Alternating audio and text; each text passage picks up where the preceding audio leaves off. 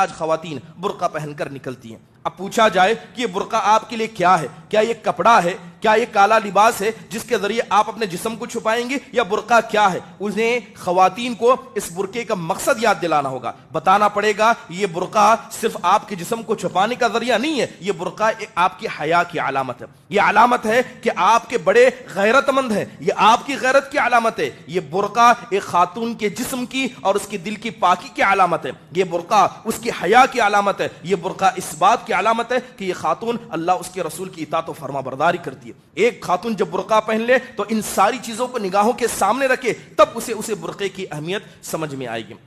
کاروبار حرام کمائی کا ہے، آپ سود کا دھندا کرتے ہیں، بیاج کا دھندا کرتے ہیں، رشوت کا دھندا کرتے ہیں، حرام کمائی کھاتے ہیں. آپ کو ڈر کیوں نہیں لگتا کہ آپ کا صدقہ قبول نہیں ہوگا، آپ کی زکوٰۃ قبول نہیں ہوگی، آپ کے بچے جہنم میں چلے جائیں گے؟ میرے بھائیوں، جب عیب دار جانور کی قربانی اللہ کیا قبول نہیں تو عیب دار مال کا صدقہ کہاں سے قبول ہوگا؟ اللہ کے نبی فرماتے ہیں ان اللہ طیب لا یقبل الا طیبا، اللہ تعالیٰ پاک ہے اور پاک چیز کو قبول کرتا ہے.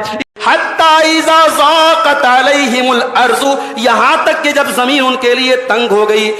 ضاقت علیہم الارض بما رحبت، زمین اپنی کشادگی کے باوجود ان کے اوپر تنگ ہو گئی. وضاقت علیہم انفسہم، اور ان کی جان بھی ان کے اوپر تنگ ہو گئی. وظنوا الا ملجا من اللہ الا الیہ، اور وہ سمجھ گئے کہ اب اللہ کے سوا ہم کو کوئی پناہ دینے والا نہیں ہے. ثم تاب علیہم، پھر اللہ نے ان کی توبہ کو قبول کیا. لیتوبوا، تاکہ وہ اللہ کی بارگاہ کی طرف لوٹ آئیں. ان اللہ هو التواب الرحیم، بے شک اللہ تعالیٰ بہت توبہ قبول کرنے والا، رحم کرنے والا ہے. ایک مومن جب کوئی گناہ کرتا ہے میرے بھائی تو مومن چین سے نہیں رہتا.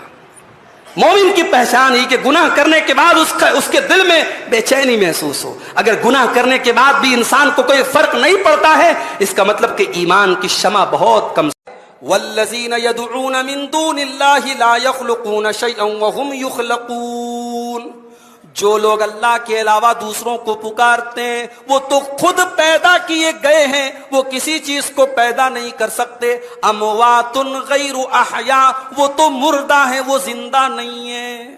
وما یشعرون ایان یبعثون، ان کو تو یہ بھی نہیں پتا ہے کہ وہ قیامت کے دن کب اٹھائے جائیں گے، ان کا حساب و کتاب کب ہوگا، ان کا حشر و نشر کب ہوگا. وہ تو اپنے انجام سے بے خبر ہیں اور تم ان کو مشکل کشا بنائے بیٹھے ہو. ان کی قبروں پر جا کر کے تم ان سے مانگ رہے ہو. اذ عرض علیہ بالعشی الصافنات الجیاد، شام کا ٹائم تھا، عصر کا ٹائم تھا، اور سلیمان علیہ السلام کے خوبصورت گھوڑے ان کے سامنے لائے گئے. فقال انی احببت حب الخیر عن ذکر ربی حتی توارت بالحجاب.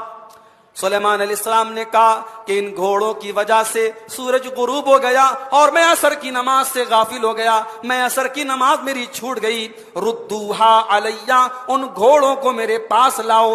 فتفقا مسحم بالسوق والاعناق، اور حضرت سلیمان نے ان تمام گھوڑوں کو ذبح کرنے کا حکم دے دیا. جو چیز مجھے اللہ کے ذکر سے غافل کر رہی ہے اس چیز کو میں رکھوں گا ہی نہیں. حضرت سلیمان نے سارے گھوڑوں کو ذبح کروا دیا.